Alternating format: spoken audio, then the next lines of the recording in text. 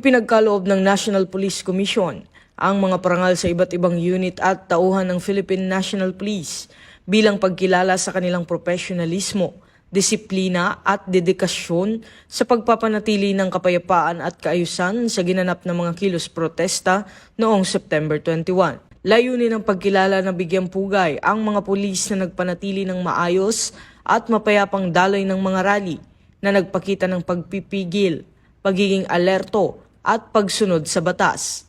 Mga katangiang nagpatibay sa tiwala ng publiko sa kapulisan. Sa kanyang mensahe, Ninapolcom Vice Chairperson at Executive Officer Commissioner Ralph Calinisan nagpahayag ng pagpapahalaga sa profesionalismo at pagtitimpi ng mga pulis sa gitna ng tensyon ng mga rally. Pinagtibay rin niya na kaagapay ng Napolcom ang PNP sa layuning mapanatili ang kapayapaan habang iginagalang ang karapatang pantao at ang batas. Sa pamamagitan ng mga parangal na ito, ipinakita ng Napolcom ang pagtangkilik at pagkilala sa mga pulis na tunay na haligi ng disiplina, tapang at malasakit sa serbisyo publiko.